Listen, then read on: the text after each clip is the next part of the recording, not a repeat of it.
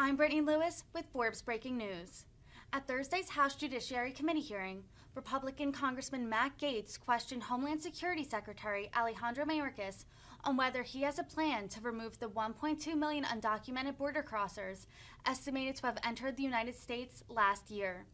The two clashed on whether or not deporting all 1.2 million migrants was a priority for the Homeland Security Department. Gaetz accused Mayorkas of having no plan to remove the undocumented immigrants, repeatedly asking how many ICE agents it would take to do so. Mayorkas fired back that Gaetz' information was untrue, before Gaetz responded by asking how it felt to have the Border Patrol turn their backs on him. Let's listen in. 1.2 million people are undetained, free, roaming about the country. They've gone before a judge. A judge has issued a final order of removal. How many ICE agents do you need to deport them? Congressman, I think what we need is legislation to fix the broken immigration system. Because you don't need legislation to overcome a final order of removal, right? Look, I get it. You want comprehensive immigration reform and a big amnesty thing. Very unlikely that's going to happen. So we have to operate under the laws that exist now. So under the laws that exist now, a judge has told 1.2 million people that they have no right to be here. Do you plan to remove those 1.2 million people? Congressman, with the resources we have, and I would appreciate the opportunity to answer your question fully, with the resources we have to allocate those resources. How much money do you need to deport all of them? How much money? How many agents? To deport the 1.2 million who a judge has said has no right to be here.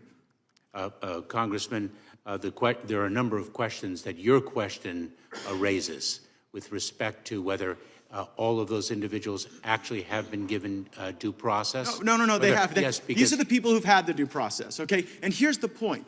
You have no plan to remove them. You don't know how many ICE agents it would take, and you don't know how much money it would take, because you actually don't want to remove them. Oh. That's why you issued the September 30th guidance that says, well, you know, if you haven't committed a crime and you just came to our country illegally, we're not going to remove you. Isn't that your position?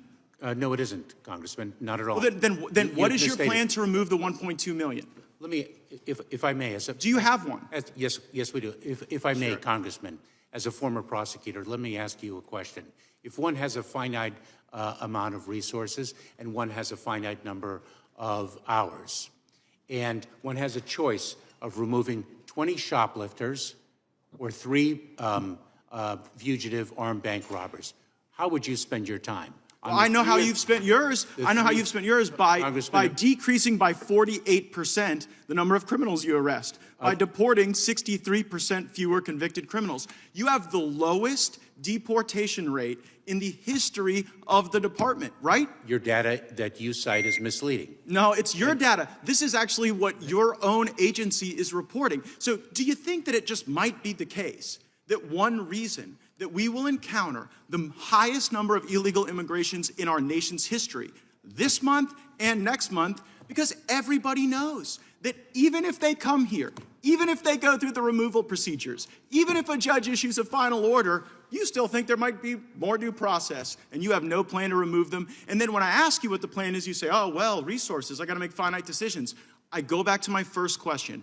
How many ICE agents to remove the 1.2 million?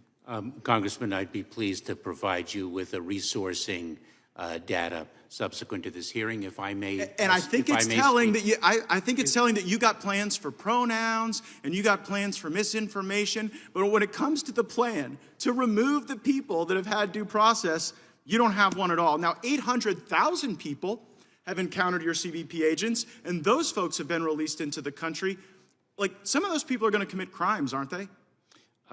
Congressman, may I have a moment to answer your questions? Will some of the 800,000 commit crimes, yes or no?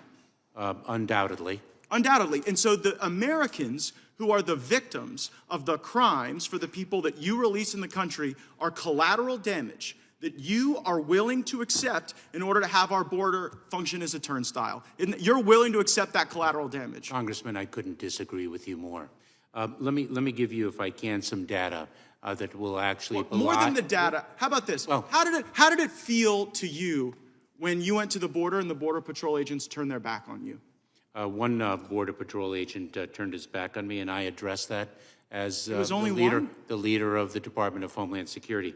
So if I can return to data, because I want to make see the sure that data. you have accurate information. Everyone knows that you have more people coming in than ever, and you're removing fewer people than ever, and it's because you have no plan and because it's on purpose. See, I don't buy the theory that you don't know how to do this. I think you're actually a highly competent dude. But the reality is, your plan is to bring these people in and to send the message to the smugglers and the criminals that they will never have to leave. That's why your workforce turns their back on you. And you have tools that you could use to deport these people. You have facial recognition. You have flights going all over the country, dropping people off. And I think we ought to use the best tools in the country to find these folks, round them up like they were at the Capitol on January 6th, and deport every last one of them. I yield back.